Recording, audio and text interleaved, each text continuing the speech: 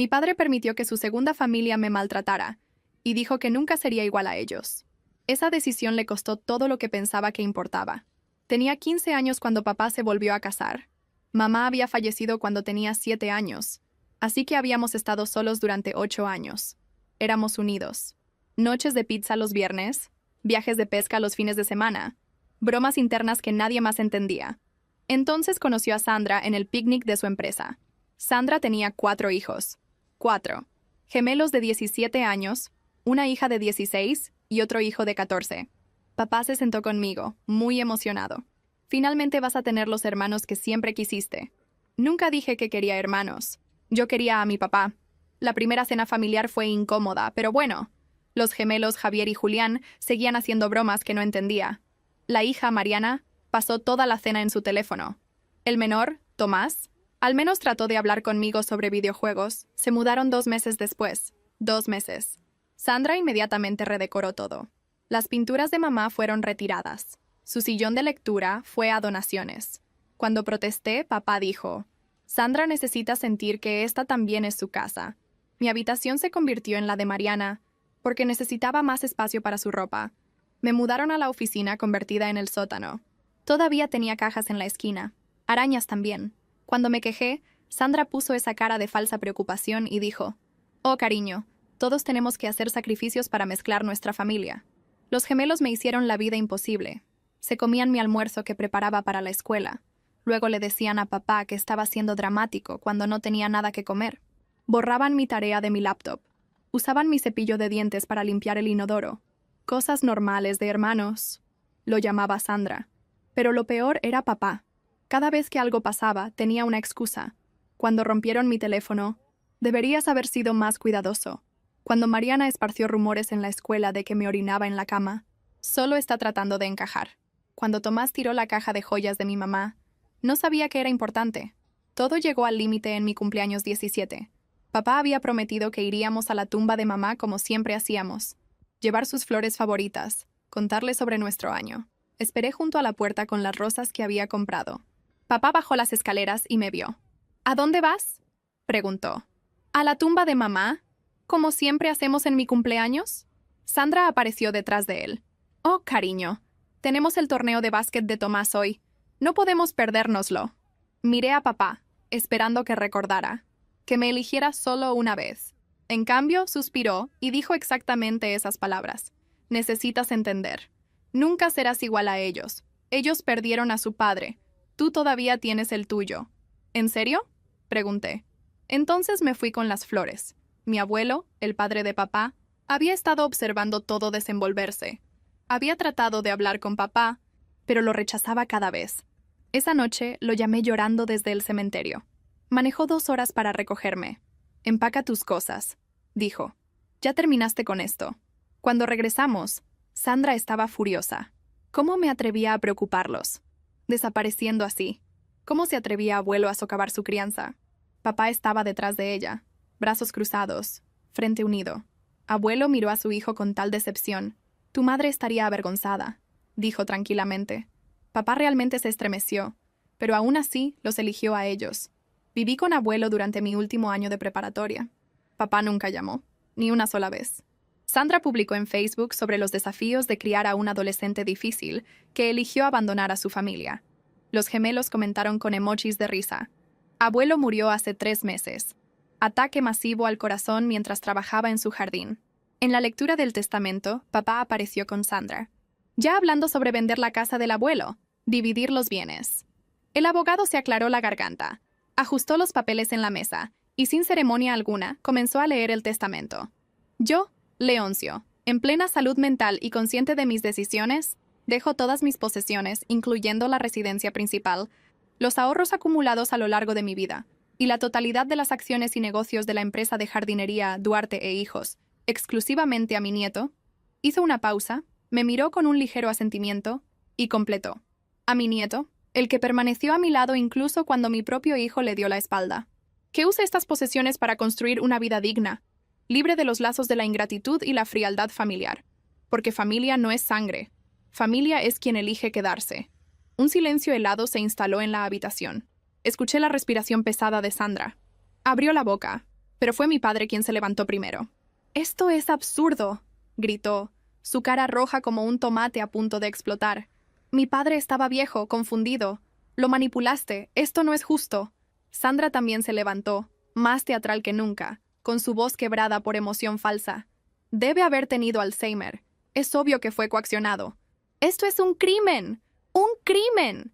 El abogado, con toda la calma del mundo, respondió.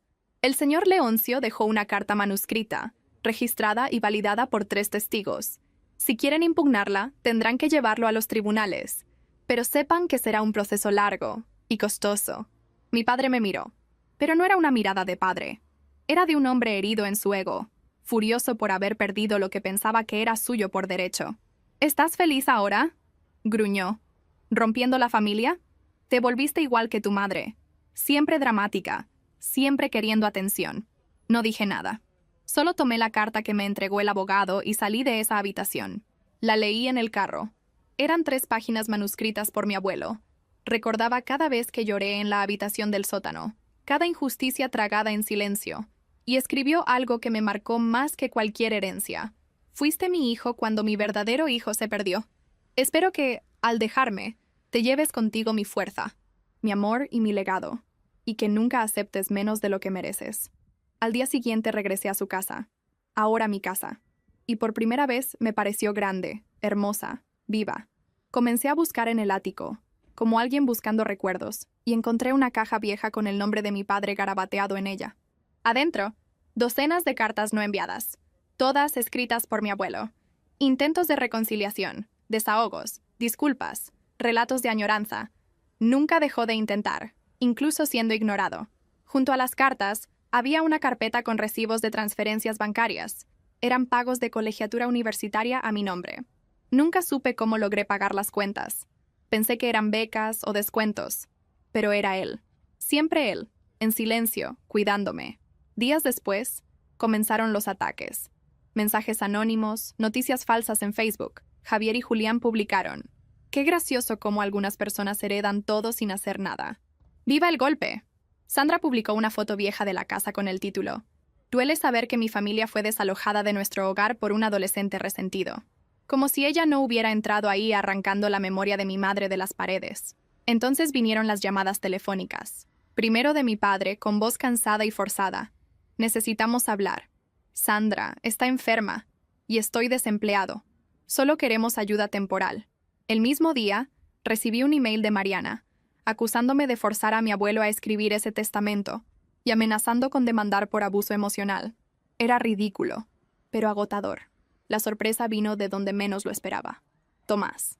Tocó la puerta en una tarde lluviosa, con hombros encorvados y una consola de videojuegos vieja en las manos. «¿Puedo entrar?». Tardé en responder, pero lo dejé pasar. Se sentó, incómodamente, y después de unos minutos, confesó: «Me odian tanto como te odiaron a ti. Solo fingen en público. Lo que hacen Javier y Mariana es porque Sandra lo alienta. Siempre fue ella». Me contó que había escuchado conversaciones donde Sandra llamaba a mi abuelo un viejo tonto y hablaba abiertamente sobre conquistar ese patrimonio antes de que pateara el balde. Me sentí enfermo. Esa mujer vivía de pretensiones y mi padre fingía no ver. Cuando Tomás me preguntó si podía quedarse conmigo por un tiempo, confieso que dudé, pero vi en sus ojos el mismo dolor que cargué durante años. Solo quería escapar. Lo dejé quedarse. A partir de entonces, comenzó un nuevo infierno. Sandra me acusó de secuestrar a su hijo. Dijo que iba a llamar a la policía. Dijo que estaba haciendo lavado de cerebro al chico. Pero Tomás grabó todo, incluyendo los gritos, los insultos y las amenazas que sufría en casa. El abogado sonrió cuando vio las grabaciones de audio. «Esto es oro», dijo. Mientras Sandra trataba de impugnar el testamento judicialmente, surgieron documentos que probaban que había investigado la situación financiera de mi abuelo meses antes de casarse. Incluso tenía capturas de pantalla de emails con amigas diciendo: «Si todo sale bien, voy a resolver mi vida financiera en 2 años». Fue suficiente para que el juez rechazara la solicitud de impugnación. Pero el proceso aún generó titulares. «Hijastro expulsa a familia y hereda todo», dijeron algunos periódicos sensacionalistas. Pero otros contaron la verdad. «Joven lucha por la justicia y preserva el legado del abuelo que lo crió». Me quedé ahí, en la casa donde mi madre leía, donde mi abuelo plantaba rosas. donde ahora comenzaba a entender que familia no es sangre, es elección. Pero aún había más historia que contar. Aún había agravios, grietas, y, en el fondo, una última herida que solo el tiempo, o tal vez más verdades, podría sanar. Un mes después de la victoria judicial, el polvo parecía haberse asentado. Me dediqué a la casa, o mejor dicho, al hogar que se estaba convirtiendo. Compré muebles nuevos, pero mantuve lo esencial de mi abuelo: el reloj de pared, el banco de madera en el jardín, las pinturas que él mismo hizo en tardes de domingo. Tomás me ayudó a limpiar el sótano, y fue su idea transformar esa habitación fría y olvidada en un cine improvisado. Irónico, considerando que había sido mi habitación durante 2 años. A veces dormía ahí solo para reírse después. Al menos ahora tiene palomitas, almohadas y dignidad. Era gracioso ver cómo florecía lejos de los otros. Ya no tenía esa mirada de desconfianza o postura defensiva. Era un chico inteligente, sarcástico en la medida justa, y absurdamente talentoso con la electrónica. Un día, lo encontré arreglando la tostadora por sí mismo. Al siguiente, ya estaba desarmando una radio vieja de mi abuelo. Me contó que siempre quiso estudiar ingeniería eléctrica, pero Sandra decía que no daba dinero. Quería que jugara fútbol, como sus hermanos. Solo le gusta la gente que da retornos para su imagen, dijo, manejando cuidadosamente los cables. Tú no encajabas, yo tampoco. Así que nos convertimos en villanos. En ese momento quise decir que sabía exactamente cómo se sentía eso, pero me quedé callado. Él lo sabía. Los ataques en redes sociales disminuyeron, pero aún existían. Mariana hizo videos llorando en TikTok, diciendo que perdió todo por la codicia de su hermano bastardo.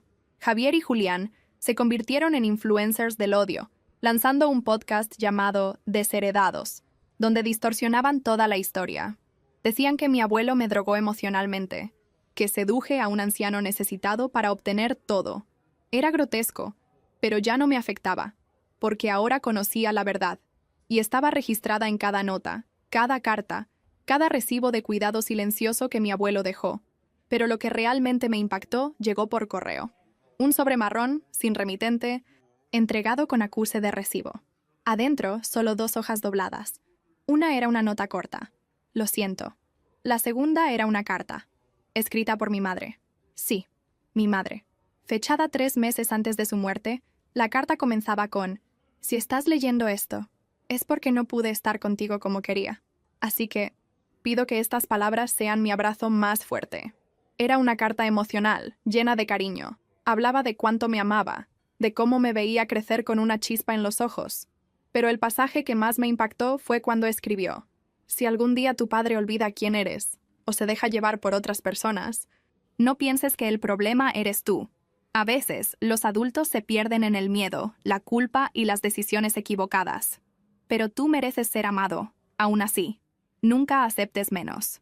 Descubrí después que mi abuelo guardó esa carta y nunca me la dio porque quería esperar el momento correcto. Imagino que murió esperando el momento perfecto. Y tal vez, de alguna manera, ese momento era ahora. Le mostré la carta a Tomás. La leyó en silencio, con ojos llorosos, y me abrazó fuerte. Después de eso, tomé una decisión. Usé parte de la herencia para abrir una fundación en nombre de mi madre y mi abuelo. Una beca para jóvenes en situaciones de negligencia familiar. La llamé Proyecto Raíz, porque incluso cuando somos podados, es a través de las raíces que sobrevivimos. Inscribí a Tomás en el primer proceso de selección. Quedó en primer lugar. La repercusión de la fundación me trajo mensajes de apoyo, pero también reavivó la ira de la otra familia. Un día, encontré a Sandra parada frente a la casa, sola, pálida, con ropa desaliñada. Se veía abatida. Javier y Julián se habían mudado a otra ciudad. Mariana vivía con su novio. Y mi padre dijo que había salido de casa 2 semanas antes. «Ganaste. ¿Estás feliz?», dijo con voz más débil de lo que imaginé. «No se trata de ganar. Se trata de sobrevivir», respondí. Quería entrar. Dijo que extrañaba la casa. No la dejé. Esa noche recibí una llamada de mi padre. Número desconocido. Contesté. «¿Hola?». El silencio duró unos 5 segundos. «Quería saber si estás bien», dijo, con voz que mezclaba cansancio y vergüenza. «¿Por qué?», pregunté directo. «Porque lo perdí todo, y al final, tal vez eras la única persona que realmente me amaba». Tardé en responder.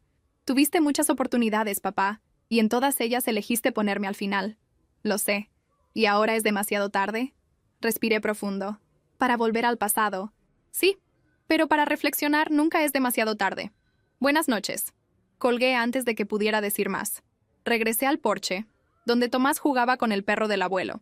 Me senté junto a él, y comentó: «Parece que ahora solo somos nosotros, ¿eh?» Miré la casa, las plantas en el jardín, la puesta de sol detrás de las montañas. «Solo nosotros», respondí. Y por primera vez en mucho tiempo, eso era suficiente. Pasaron 3 meses desde esa llamada. Mi padre no volvió a llamar. Ninguno de los otros me buscó tampoco, lo cual fue un alivio. Pensé que sentiría ira por más tiempo, pero todo dio paso a un sentimiento más tranquilo: indiferencia. Finalmente había dejado de esperar algo de esa parte de la familia que solo existía en papel. La que realmente existía estaba conmigo todos los días. En el sonido del perro corriendo por el patio, en la risa de Tomás después de la cena, en los recuerdos de mi madre y mi abuelo en cada rincón de la casa. Con el dinero que quedó de la herencia, renové el piso superior para crear una habitación real para Tomás. Ayudó con todo. Eligió el color de la pared, azul oscuro, los muebles, e incluso quiso armar el escritorio él mismo. Compramos herramientas, lijamos madera, y durante 2 fines de semana consecutivos pusimos la casa patas arriba. Cuando estuvo listo, se tiró en la cama nueva, miró el techo y dijo: «Es la primera vez que me siento en casa». Esa frase me impactó más profundo de lo que él podía imaginar. La fundación que creamos en nombre de mi abuelo y mi madre comenzó a crecer. Jóvenes que vivieron historias de rechazo o negligencia familiar comenzaron a ser asistidos por psicólogos, mentores y profesionales voluntarios. No se trataba solo de dar dinero para estudiar. Se trataba de mostrarles que valían algo, que alguien creía en ellos, que su dolor importaba. Un día, durante uno de los talleres de la fundación, un chico de 15 años me llevó aparte. Tímido, preguntó si era cierto que mi padre me había dejado en el sótano. «Así fue», dije. «Pero hoy vivo en la parte superior de la casa y convertí el sótano en un cine». Sonrió y respondió: «Entonces tal vez yo también pueda salir del sótano». Fue ahí que entendí que, a pesar de todo el dolor, mi abuelo me dejó más que posesiones. Me dejó un propósito. Tomás comenzó a ganar prominencia en su nueva escuela. Obtuvo buenas calificaciones, participó en ferias de ciencias y desarrolló un proyecto de automatización para pequeños jardines residenciales. Un día vino corriendo a la sala, agitando un papel en sus manos. Pasé. Era la carta de aceptación de la universidad. Ingeniería eléctrica, con beca completa. Completó, sin poder contener su orgullo. Lo abracé. Largo, fuerte. No como un hermano, como alguien que había elegido ser su familia. Te mereces esto, Tomás. Cada parte de esto. Pero la vida, como siempre, tenía sus giros, y el siguiente llegó en una fría mañana de abril. Recibí una carta simple, del asilo de ancianos en la ciudad vecina. Estaba firmada por una trabajadora social. Mi padre había sido admitido ahí, solo, después de sufrir un accidente doméstico. Se había roto la cadera y tenía dificultades para caminar. Sandra lo había abandonado poco después de la separación. ¿Los hijos? Ninguno lo visitaba. Al final de la carta había una solicitud. No le queda nadie. Y aún habla de usted frecuentemente. Me quedé inmóvil por minutos, sosteniendo ese sobre como si pesara 20 libras. ¿Ya lo había superado? No lo sabía, pero sabía lo que mi abuelo habría hecho. 2 días después, fui a visitarlo. Encontré a un hombre envejecido, abatido, con cabello ralo y mirada perdida. Tardó en reconocerme. «Hijo», dijo, entrecerrando los ojos. «Soy yo». El silencio fue espeso, hasta que bajó la cabeza y murmuró: «No soy digno de llamarte así». Me senté en la silla junto a él y dije: «No vine aquí a juzgarte. Vine porque sé lo que se siente estar solo». Lloró. Por primera vez en décadas mi padre lloró frente a mí. Dijo que sabía que había cometido errores, que se dejó engañar, que cambió todo lo que importaba por orgullo, conveniencia y ego. «Solo quería ser feliz», dijo. «Y destruiste a quienes te amaban en el proceso». Hablamos por horas, sin promesas, sin ilusiones. No hubo un milagro de reconciliación, pero hubo algo más raro. Verdad. Al irme, dejé una carta con el director del asilo. Informé que cubriría los costos de la habitación, pero que no regresaría frecuentemente. Tenía una vida, y no incluía repetir ciclos. Le di la comodidad que me fue negada, pero dejé claro que no le debía nada más. Regresé a casa emocionalmente exhausto. Encontré a Tomás en la cocina, probando un robot que distribuía agua a las plantas basado en la humedad del suelo. ¿Funcionó?, pregunté. Funcionó, dijo. Pero aún necesita ajustes. Como la vida, como nosotros. Esa noche, me senté en el porche donde mi abuelo solía leer y escribí una nueva carta. A mí mismo. Sobreviviste, creciste, elegiste amar conscientemente, elegiste ayudar con límites, elegiste ser libre, elegiste ser familia, elegiste continuar. El sótano no te define, el dolor no te define. Construiste una escalera con todo lo que trataron de usar para ahogarte. Ahora, es hora de subir. Y eso fue lo que hice. La semana siguiente, recibí un email de una editorial local que se había enterado del proyecto de la Fundación Raíz durante una feria comunitaria. Querían escribir un artículo sobre la casa de mi abuelo, ahora restaurada, y sobre cómo un joven heredó no solo paredes y posesiones, sino también un legado emocional, y lo transformó en algo vivo. Casi me negué, no por miedo, sino por cansancio. No quería convertirme en un símbolo de superación, pero la periodista insistió, y un detalle me hizo cambiar de opinión. Era la nieta de una de las mejores amigas de mi madre. El día de la entrevista, llegó con una carpeta llena de notas y fotos viejas. Dijo que su abuela guardaba un álbum llamado La Luz de Elena, el nombre de mi madre. Eran recortes, cartas, invitaciones de fiestas infantiles y pequeñas notas escritas por mí cuando era niño, que mi madre enviaba a sus amigas. Sostuve ese álbum como quien encuentra un pedazo arrancado de su alma. Una foto me paralizó. Yo, a los 5 años, durmiendo en el regazo de mi madre, mientras ella leía un libro usando el mismo vestido floreado que mi padre tiró cuando Sandra se apoderó de la casa. La periodista notó mi silencio. ¿Quiere que pare? No, por favor, continúe. El artículo se publicó una semana después. Título: Del dolor al legado. La casa que floreció en manos de quien fue olvidado.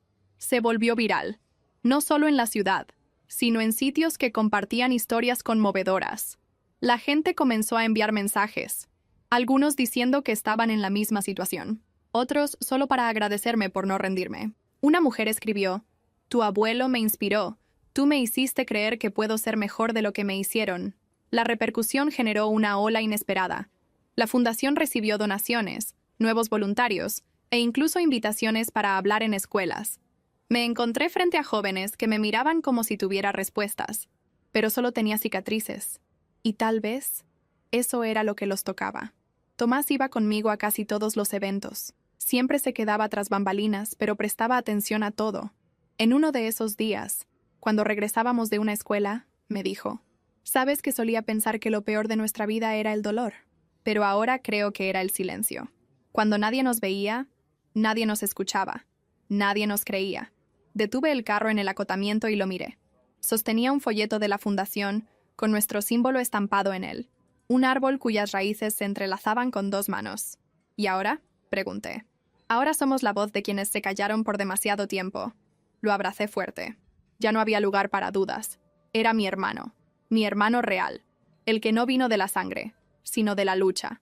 Los años siguientes trajeron cambios. La casa se convirtió en un punto de apoyo para reuniones comunitarias. El garaje se convirtió en un laboratorio de ideas.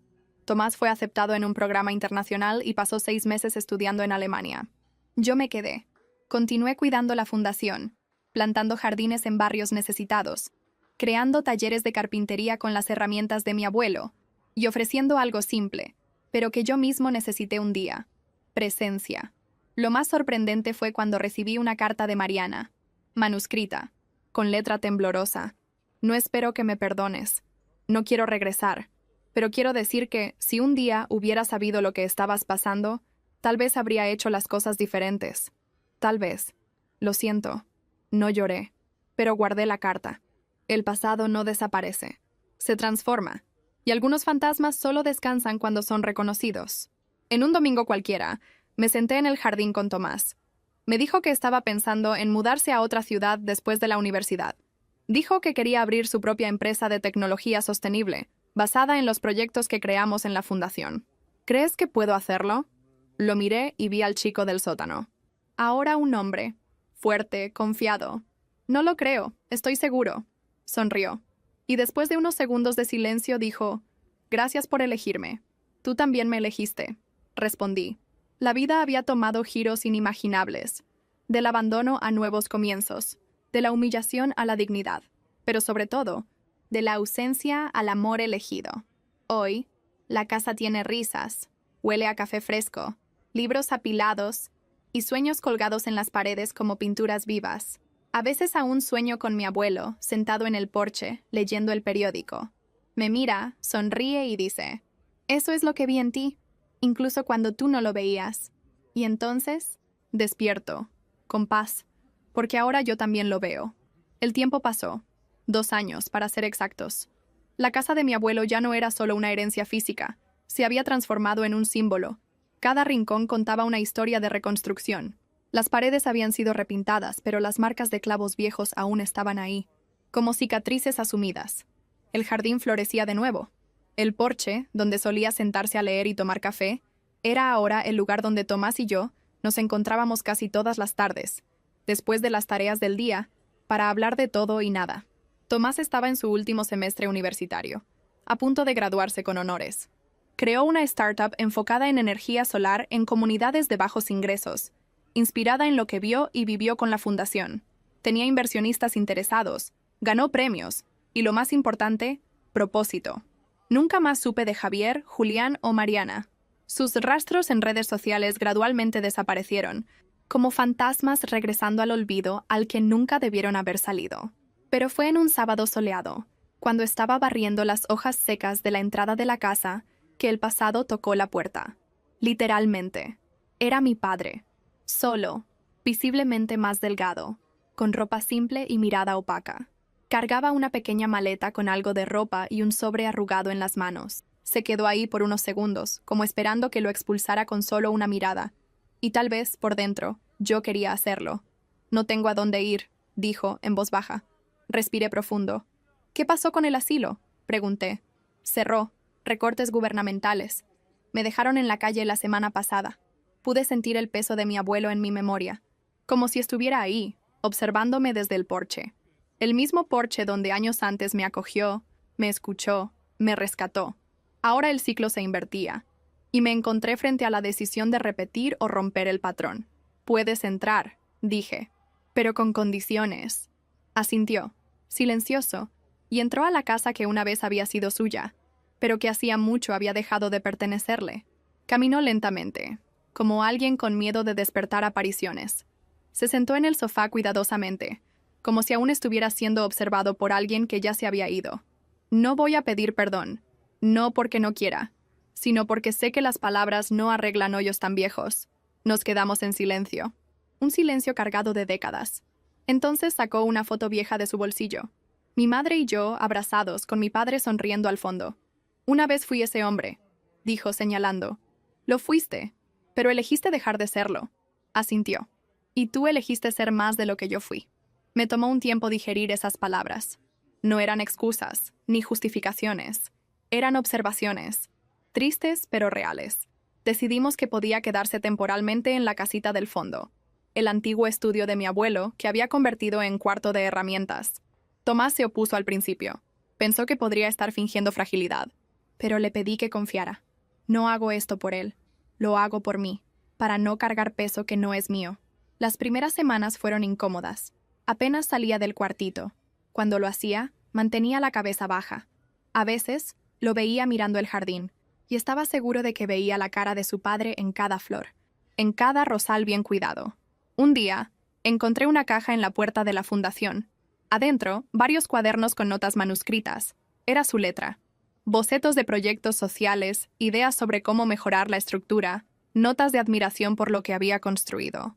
Uno de los papeles decía: «No puedo borrar al padre que fui, pero tal vez aún pueda contribuir al hijo en que te convertiste». Esto no cambió todo, pero cambió algo. La ciudad comenzó a notar su presencia. Algunos recordaban quién había sido, los escándalos, las controversias que involucraban a Sandra.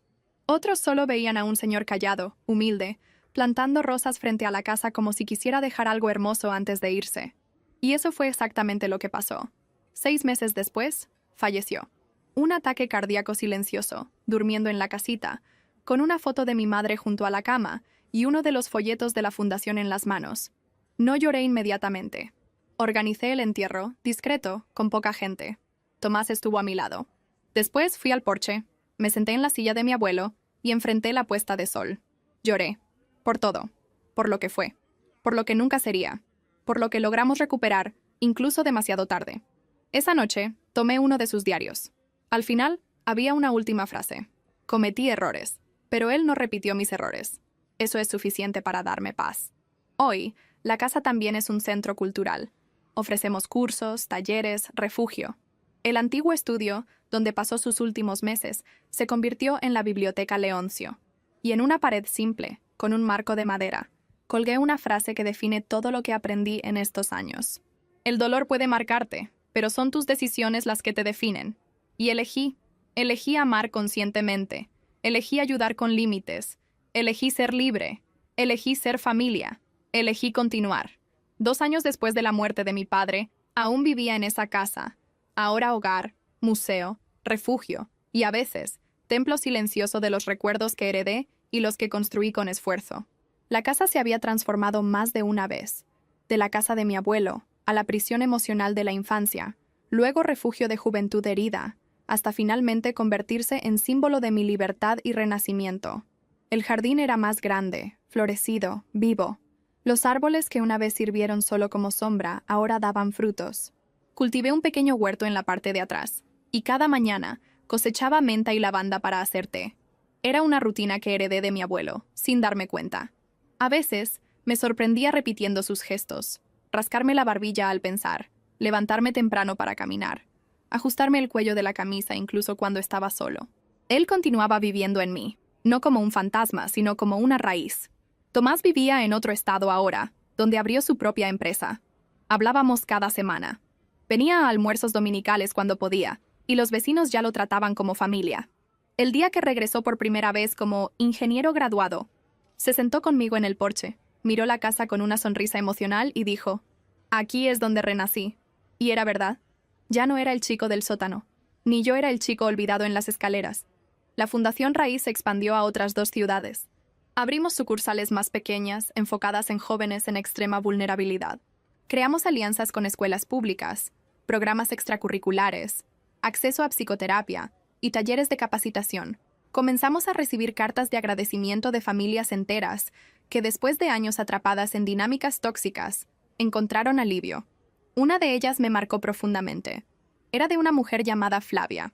Madre soltera de 3 hijos, había sido expulsada de casa por sus propios padres después de rechazar un matrimonio arreglado.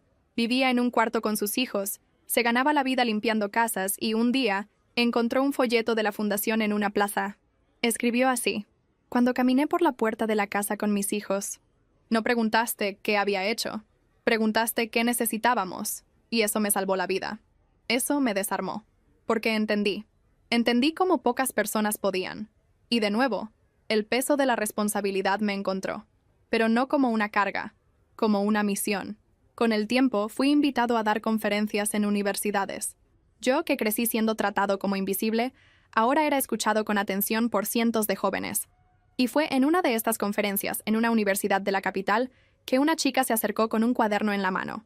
«No me vas a recordar», dijo. Y efectivamente no la recordaba. Era amiga de Mariana. Estudiamos juntas. Se me revolvió el estómago.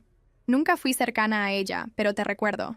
Recuerdo cómo hablaba de ti en la escuela, cómo inventaba cosas absurdas, y recuerdo cómo, aún así, caminabas con la cabeza baja, pero nunca respondías con crueldad.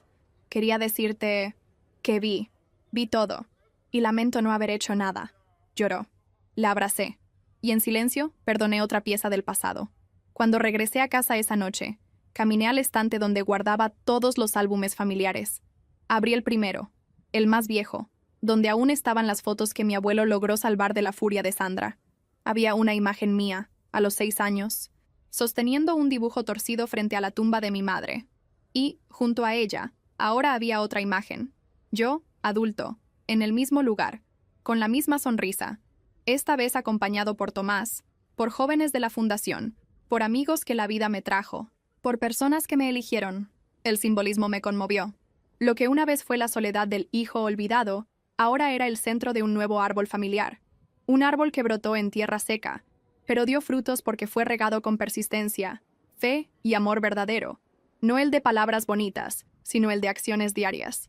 Una noche me senté en el porche y abrí el diario de mi abuelo una vez más. Entre tantos pasajes, encontré una frase que antes había pasado desapercibida.